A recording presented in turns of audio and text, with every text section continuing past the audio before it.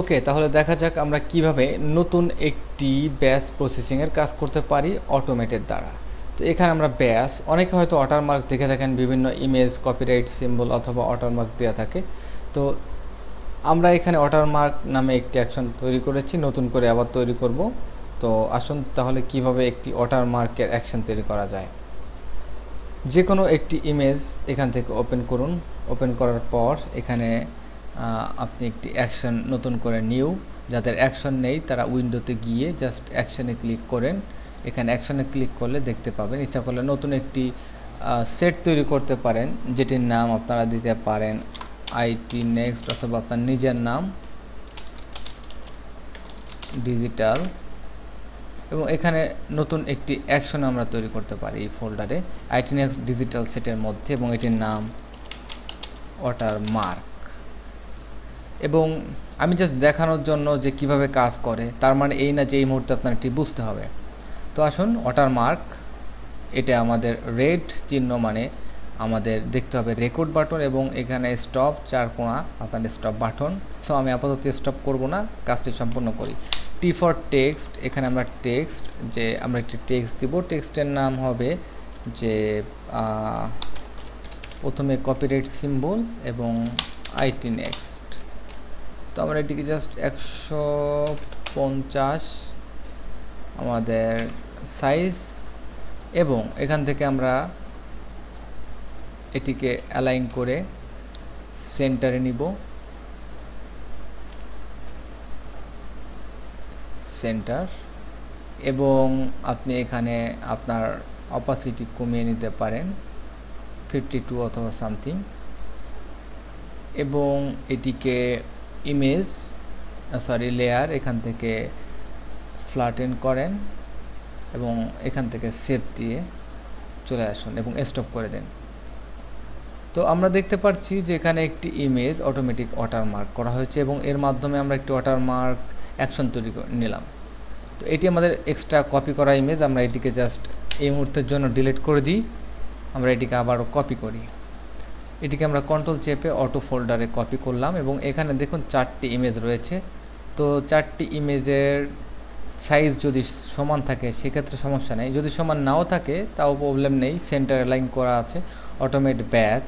এখানে আমরা দেখতে পাচ্ছি ওয়াটারমার্ক ফোল্ডার, এবং আমরা ওভাররাইট করতে পারি অথবা ওপেন কমান্ড। আমরা জাস্ট ফোল্ডার সিলেক্ট করতে পারি, যে চুজ ফোল্ডার, কোথায় আমাদের ইমেজ লোকেশন রয়েছে।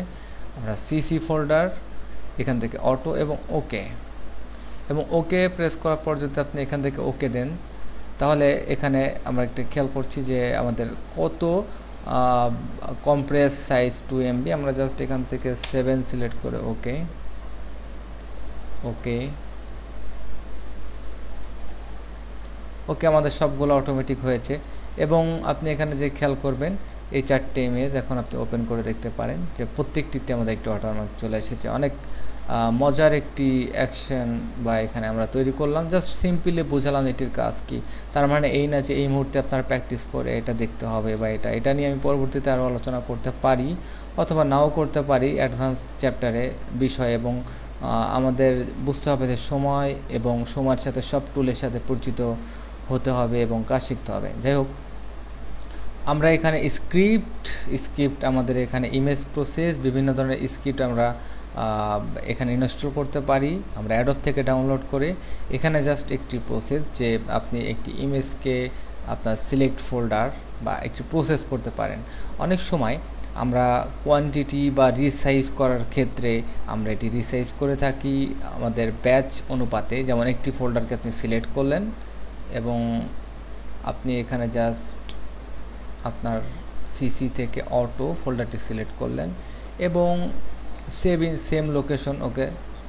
এবং এখানে আমাদের কোয়ালিটি, বিশেষ করে আমরা 7 প্রেস করি, এবং রিসাইজ আমরা এখানে জাস্ট 1000 বাই 1000 করে এটিকে রিসাইজ করতে চাই।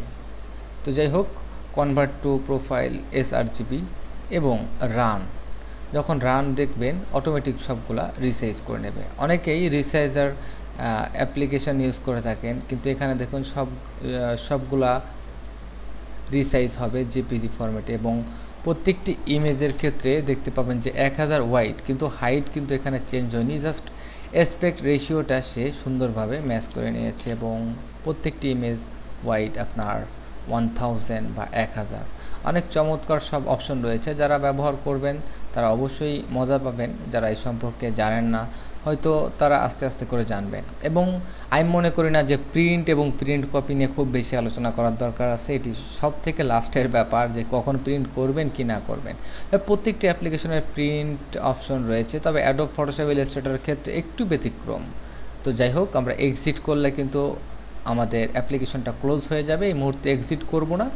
এরপর আমরা এডিটে যাব, এডিটে যাওয়ার আগে অবশ্যই আমাদের এই টুলগুলো সম্পর্কে জানতে হবে, এবং টুলগুলো জানলে, মেনুগুলো জানলে, এবং আশা করি যে আপনি এখানে যে প্যানেলগুলো রয়েছে আস্তে আস্তে জানতে পারবেন। তো যাই হোক, আমরা দেখলাম যে অটোমেট কিভাবে কাজ করে, বা আমাদের ব্যাচ প্রসেসিং, বা এখান থেকে আমাদের স্ক্রিপ্টের মাধ্যমে কিভাবে ইমেজ আমরা রিসাইজ করতে পারি। ধন্যবাদ।